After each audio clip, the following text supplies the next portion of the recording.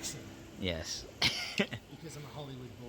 So I'm kind of surprised that, it's unfortunate a lot of newer third strike players don't know the origin of the Mongolian meme Yeah. in third strike. And it is a really pervasive meme in the non-Japanese third strike culture scene, whatever you want to call it. Why do we call ourselves Mongolians? I don't call myself a Mongolian, and I'll explain why. And this is before my time, but I heard about it because I grew up playing in FFA, and I heard about it from FFA players, specifically Pyrolee, because Pyrolee was the person that originated this meme. So, back in the day, when Shoryuken forums were the way that people communicated in Street Fighter in America, before any proper SNS, Pyrolee made a comment on the Shoryuken boards, and he said that FFA is a island of Japan, and everywhere else is Mongolia. And obviously that's kind of like a reference to, Mongolians storming the gates of, or not the gates, like the Great Wall of China, whatever. Pyrolee's a very educated guy. And that really blew up because in pro wrestling terminology, everybody at FFA was heels, dude. People did not like Everyone was heels. There was no guy that was like, I'm the people's champ or anything. There's really fucking nice guys in FFA. Amir was. Amir? Who's that? Yeah, maybe you don't know. Amir was the only Amir was the only Chun-Li in SoCal back in those days. He was so sick. Well, there was other people, but he's the one that's most remembered, and he played a really unconventional style. But he was beloved by everybody, I think, and he's still a really good Pass me guy. a drink, real quick. Thank you, you're a champ. I mean, if this goes out to anybody, I want to say, what's up, Amir? I really miss you, dude. He was in the Coop chat, and I was really happy to talk to him again. I miss him a lot. Pyro, on the other hand, was a really divisive figure, and that comment rubbed people the wrong way. People really didn't like that. Obviously, there's always been a big conflict between East Coast and West Coast, and back in those days specifically, it was you talked about this earlier, Chinatown Fair and FFA, and there was a lot of great players, everywhere. Especially New York had a lot of good players. Tokyo Game Action was one of those East Coast game centers too.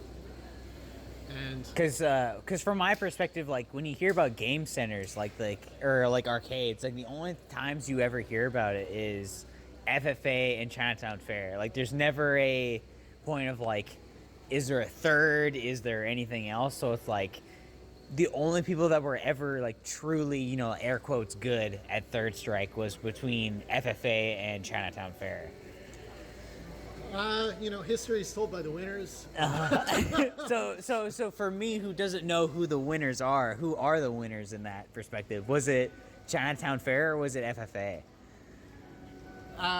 In terms of third strike, forget Marvel 2 or any other games, but who was the king? I'm tremendously biased in that question, but over the years, now FFA has been closed for 11 years, and I still meet a lot of people. That's why we're doing this video, is because you had heard about FFA. A lot of people have talked to me about how they watch FFA videos, and it made a big impact on them. So for me, I feel like in the American third strike scene, FFA had a much bigger influence than Chinatown Fair ever did. But I think a big part of that was because they were the first people that had videos with synchronized commentary. Now, that was totally influenced by Gamer's Vision. Gamer's Vision? That's another thing. KSK shit. Yeah, KSK used to have Game Center in Tokyo, and I think they were the first people that had. Alex. Yeah, they had the ranking battles that influenced ranking battles that exist in America. That's today. where the Ranbat shit came from. Yeah, exactly. Ranbats? Ranking battles. Ranking battles, okay. So, like, Because, like, for me, you who's win, new you is, get- like... You go up and up. You get points. Yeah, it was like a series of single tournaments where the people in the top 8 get points, and the winner of the season is the person with the most points.